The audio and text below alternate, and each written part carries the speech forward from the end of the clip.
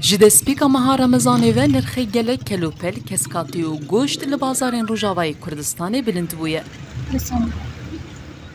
Ev bazara keskatiyê li Texa Hetîn a bajarê Qamişlû ya Rojavayê Kurdistanê.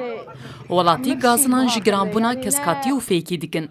Jinek dibêje ji cihekê heta cihê din nirx newekî yekin. كيلو بعجانة ما بحفت عزارة يقول لك يبهاي على مجوانا هاي بكرن حمس سعر جي حمد جانا وكر جينا بحفطاي جينا بششاية جينا بحفتو نيفاية كما ولوية يعني يقول لك يبهاي خضرة بشكل عام بهاي خضرة جمع يقرك أرزان بايا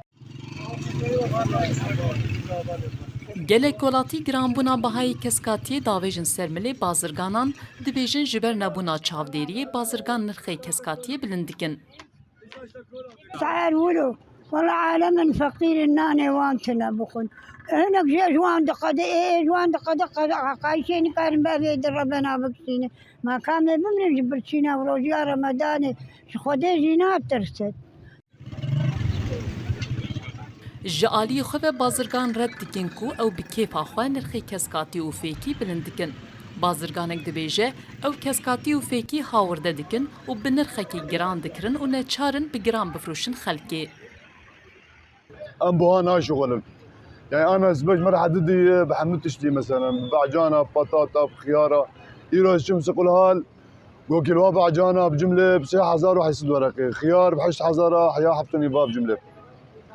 يعني أنا كرتونة موزة تبين سر كرتونة موزة بدولارات كريم كرتونة موزة سر كرتونة كرتون سر محسوب ب6000 حيا دولار كي أم 6000 درناخ نجيب أم شقا جدر دخن أم 6000 جدر دخن يعني 9 كيلو موز خراد بمرة كيلو خراد دبي نما يعني مر نوفم Li ser vê giraniyê rêveberiya Xweser jî dibêje divê demsalê de ew keskatî û fêkî ji navçeyên dibin kontrola hikûmeta Sûriyê de hawirde dikin û ji ber wê yekê nirxê wan bilind bûye lê hewl didin erzan bikin.